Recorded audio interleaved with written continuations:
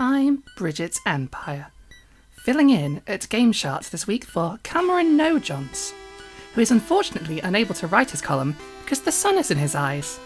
Don't worry, regular viewers, I can fill his shoes.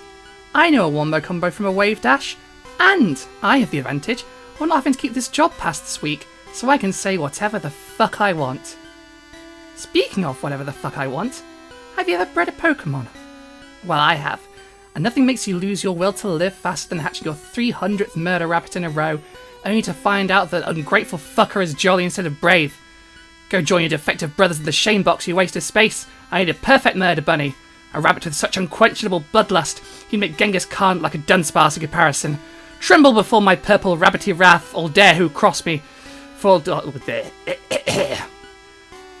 Tremble before my purple rabbity wrath, all who dare cross me. For too long I've been complacent. Sorry, did that make as little sense to you as it did to my editors? Let me explain. Pokémon is a video game series about raising a bunch of adorable animal friends that you will raise like your own children, before making them beat each other bloody to get a bunch of rare badges and catch even more of the beautiful punching bags. At its surface level, Pokémon is one of the greatest game series of all time. The deeper into the game you go, however, the less the game is about making friends with your adorable slapping lizard, and more about raising the perfect army of superhuman, purebred Lebensborn to flatten the armies of your enemies. And the cost of breeding these monstrously pocket-sized Ubermenches? Boxes and boxes of Pokémon, identical but for one stat point difference away from the perfect being, discarded forever, released into the great beyond for the crime of having the wrong randomly assigned number. This, to me, has always seemed weirdly out of touch with the themes of the games and the wider franchise, namely friendship and trust being the key to train your Pokémon. But that's only ever been true textually in the game's story. The mechanics of the game have always been quite disjointed from that, so much so that to get the team you need for competitive Pokémon, you have to breed hordes and hordes of Pokémon you will never use, left to rot in your PC boxes. How can we reconcile these two aspects of the game together? And why does this whole process feel a little bit eugenicsy? All this and more today on The Empire Statement.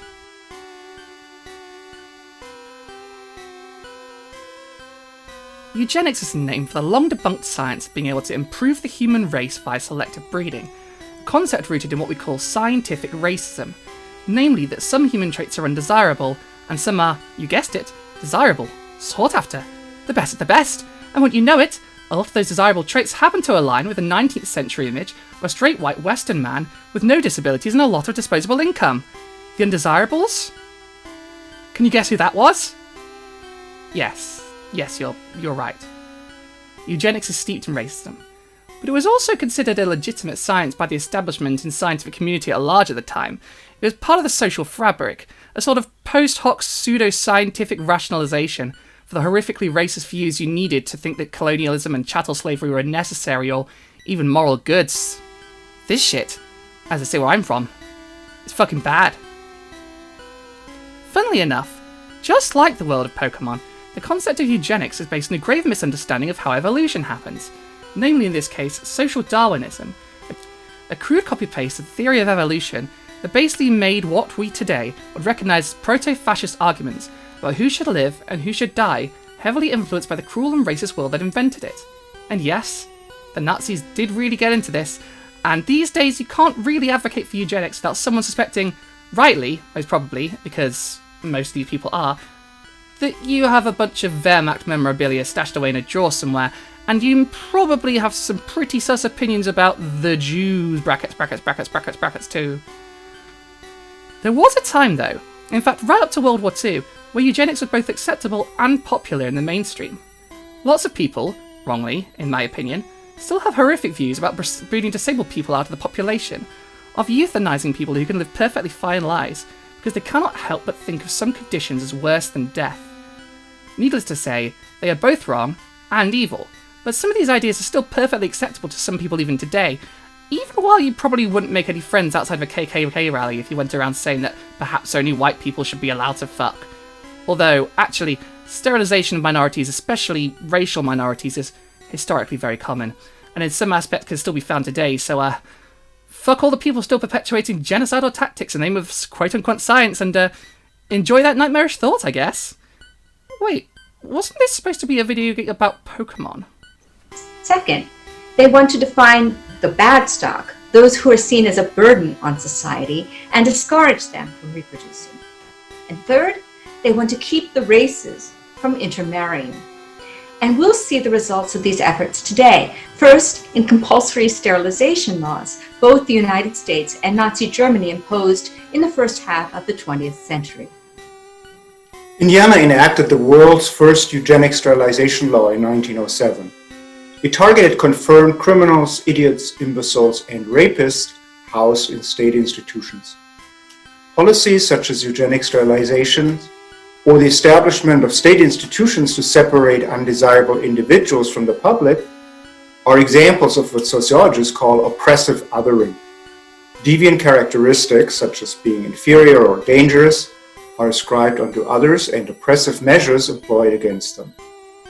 In a book published in 1922, the American eugenicist Harry Laughlin proposed a model sterilization law. He was the director of the Eugenic Records Office at the time. It was a research institute that gathered information on what were believed to be hereditary qualities in the population. Laughlin intended his model law to be a possible blueprint for a federal law. This never materialized. But it did influence the creation of state eugenic sterilization laws. Laughlin's model sterilization law targeted a heterogeneous group of people, those with mental illnesses, developmental disabilities, and physical disabilities. It included even the homeless, the poor, and alcoholics. Actually sterilized were two main groups: people with developmental or intellectual disabilities and people with psychiatric illnesses. When one compares Laughlin's model law to the Nazi sterilization law about a decade later, one finds an almost one-to-one correspondence between them in terms of the groups they targeted. This is indicated by the corresponding numbers on the left and on the right. This was no coincidence. The Nazis paid close attention to the US as the world leader in eugenic sterilizations before 1933. Until 1927, those American states that had eugenic sterilization laws did generally not want to implement them full scale. Concerns existed about legal liability of sterilization providers and whether the laws were constitutional. In 1927, the US Supreme Court decided Buck versus Bell. It was a review of the constitutionality of the 1924 Virginia sterilization law that drew on Laughlin's model law. In an 8-to-1 decision, the court decided that it was constitutional for US states to sterilize those who were thought to endanger the health of the state and the general welfare of the public. So there are a bunch of neat ways Pokemon plays with stats and viability in battle more generally. You have abilities, which can vary in the same species, natures, which typically boost one stat and lower another, EVs or effort values, which are stat points gained based on the type of Pokemon your Pokemon is defeated in battle over the course of your training, and IVs or individual values, which are of course assigned at birth and will forever determine whether your Pokemon should become the drill that will pierce the heavens or be cast out into the Shadow Realm. There are items you could use to help you get the IVs you want, but it's largely dependent on the Pokemon's parents with a random element, which inevitably means the chance of you getting the perfect nature, ability, stats, and so on one Pokemon is so fucking small that for each little monster you've decided to breed, this could take anywhere from a few hours to literally days or weeks. And in all that time, you're riding back and forth on a bike, trying to get a conveyor belt of eggs to hatch, while your Pokemon bang until all their parts are sore and practically falling off. But, if you continue, the crazy amount of time it takes to luck into the right set of random numbers appearing once, well then you've got yourself one golden god. Why stop now? You need 6 for a team. Don't you want to be able to play competitively? Don't you want to be the very best? Like no one ever was? I mean, it's trite to make this comparison, but imagine trying to explain this to someone who has no idea what video games are. Oh, you have a baby? What's his attack? Only 7? Pfft, throw it off a cliff. We're in Sparta, baby. It's survival of the fittest. And we out here create the most perfectly swole set of animals who ever existed. They think they're gonna think you're crazy. They're gonna think you're crazy. Or more likely, they're gonna think you're going somewhere fundamentally evil with this. If this wasn't Pokemon, of course. You'll be taking the car with you on these trips? Me? Oh, no. No. I'm looking for something for my daughter. Your daughter? Yeah, Safe, slow vehicle. Good starter car. A starter car. That's right. I have contained my rage for as long as possible, but I shall unleash my fury upon you like the crashing of 1,000 waves! Begone, vile man! Begone from me! A starter car! This car is a finisher car! A transporter of gods! The Golden God! I am untethered and my rage knows no bounds! The word eugenics was coined in 1883 by the English scientist Francis Galton, a cousin of Charles Darwin, to promote the ideal of perfecting the human race, in heavy scare quotes, by, as he put it, getting rid of its undesirables while multiplying its desirables. Can you hear the prejudice in that sentence? That is, by encouraging the procreation of the social Darwinian fit and discouraging that of the unfit, as he saw it. In Galton's day, the science of genetics was not yet understood. Nevertheless, Darwin's theory of evolution taught that species did change as a result of natural selection, and it was known that by artificial selection, a farmer could obtain permanent breeds of plants and animals strong in particular characteristics. Galton then wondered, based on this, could not the race of men be similarly improved? To be clear, fuck Francis Galton. So, a limited understanding of genetics, the mentality that produces giant fuck-off tomatoes applied to weird racist ideas of producing the ultimate being, TM, and a healthy disregard for questioning why this idea appealed to who it did, and what that might say about its merits. It's interesting, but do humans actually work like this? And what are we trying to breed for exactly? Like, if you're trying to produce a bigger fruit from a plant, that makes sense, but... Oh no, I get it. This is about making those horse people from Sorry to Bother You, isn't it? Well, I'm not keen on us raising perfectly bred populations of workers and rulers, so we have some kind of Lord of the Rings-esque system of biological determinism and class determined by birth. I, for one, I'm not keen on my children becoming orcs, nor the rich becoming a generation of immortal Aryan Hugo Weaving lookalikes, thanks. Actually, why can't I be immortal? Just because I wasn't born in the right family? I'm starting to think this whole idea of eugenics is a little bit unfair. People who are crippled or mentally handicapped are gassed to death on the grounds that they are Untermenschen, they are inferior beings. It was a training school for mass murderers. They were carefully groomed. Now, the Nazis had a love of these things all being kept nicely legal, and they liked having the paperwork done, in which, of course, these people would have died of natural causes or some such lie. And so they wanted policemen at the killing centres. And at Schloss Hartheim, it was policed, but it was policed by Franz Stangl. And he didn't really seem to have that many qualms about it, because he was ultimately a following orders type of man. Can you stand there and watch people being injected? Can you stand there and watch 150 people being gassed in the chamber? He enjoyed murdering people in Hartheim.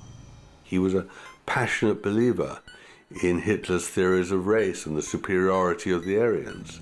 He doesn't start off, I don't think, as a bad man, but he becomes one spectacularly. In a sort of funny turn of events, or coincidences, I suppose, the plot of the first game revolves around a team of villains who are essentially the mob, stealing Pokémon to use their own personal gain. They're obviously the villains, and the origins of Mewtwo, the legendary Pokémon you fight at the end of that game, are a very in-your-face warning about the dangers of tampering with genetics to create the perfect Pokémon for these cockfights we've all decided to find in this world for some reason. Pokémon is very weird about these inconsistencies. The message of the game's story causing friction against its gameplay mechanics, frankly, because the Pokémon stories have never been very important, very deep, or even very thought out.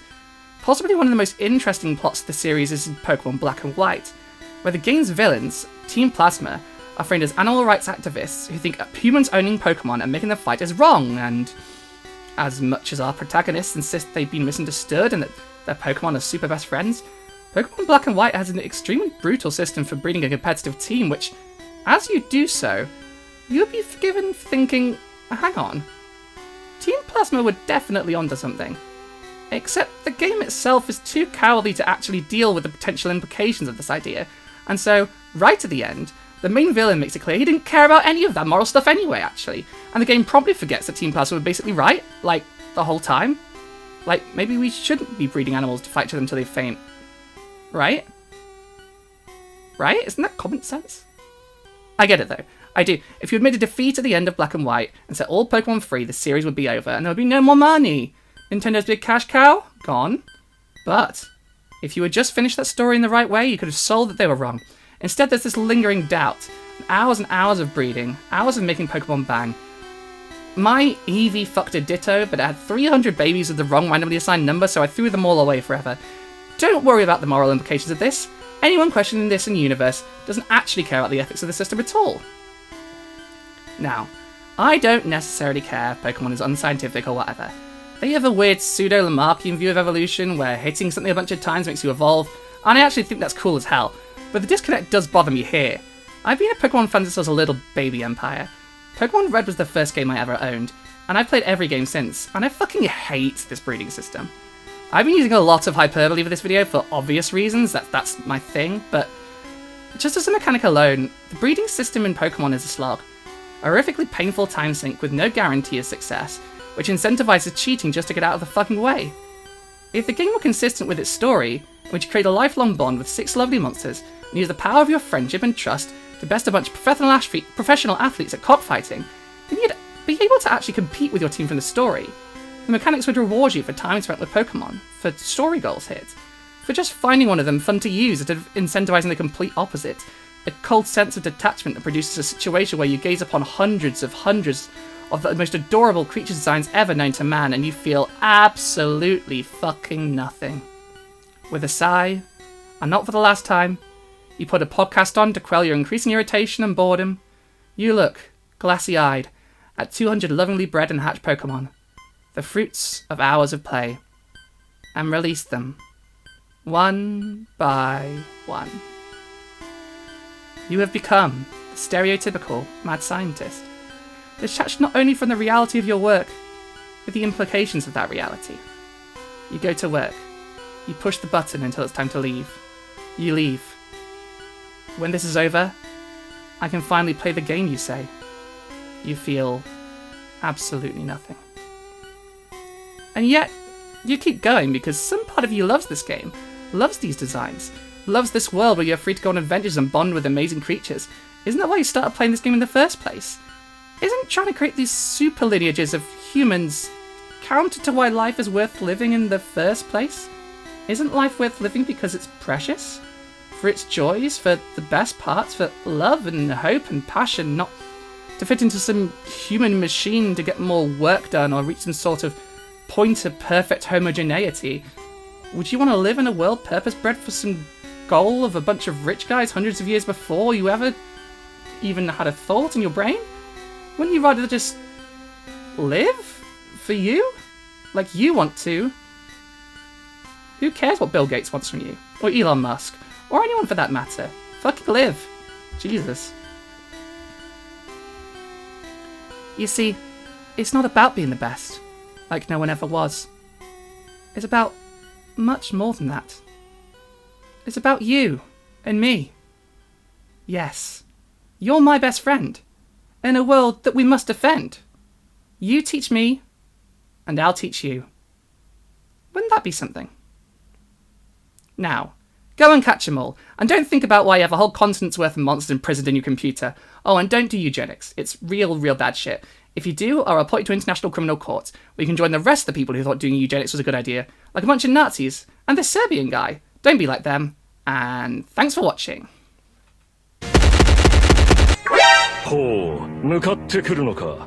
逃げずにこのディオに近づいてくるのか。ほうほう、では十分近づくがよい。Hey there. Hi. If you're wondering why my face isn't in this video, it's because it just got cut open like 4 days ago. I had facial feminization surgery last week, and I'm currently recovering. My voice might sound a little weird, I can't move my lip properly, but I wanted to get this video out there because I wrote it while I was on holiday in Croatia 3 weeks ago, and I would like to make this a regular thing. I'm enjoying doing this channel, it's cool, Pokemon's cool, don't use eugenics, eugenics is back. Plus, This is the first video that I've written since I actually got some patrons on Patreon. So if you want to join these people, you can go to patreon.com/BridgetEmpire, BRIGITTEEMPIRE, and submit anywhere from £1 to however much the fuck you want to help me make this content. And at the end, I'll read your name out because I love you guys. Also, I'll read your name out at the end of my podcast, which is called MKG. It's on Spotify now, as well as iTunes and all that good places, Stitcher. Anywhere you can get your podcast, basically. It's with Zephyr from the channel Luxander, who I've been good friends with for a very long time, and it's very worth listening to. We just talked about surgeries on there, if you're interested in that. And I'll go more on that on this channel in a few weeks when I have my video about surgeries out, because that's written, but I want to actually do a face reveal, and right now I'm covered in bandages and plasters. So thank you to my patrons, the Empire Statesman, Joey Cobalt, and Naomi Wayne. Big clap, big clap, big clap, big clap, big clap. I'm not actually going to clap because clap sounds bad on camera. Big clap for Joey Cobalt and Naomi Wayne, who are Empire Statesmen, and for Scarjan, our budget empire. Thank you for all of you. Thank you, you three, for helping out. You've made my day, and genuinely kind of welling up at the idea that people will pay me to do this really fun shit. Like, I really like doing this. So if you want to help me out, go send this up. Play Pokemon, don't do eugenics, and think about what you've done. Alright, see you later.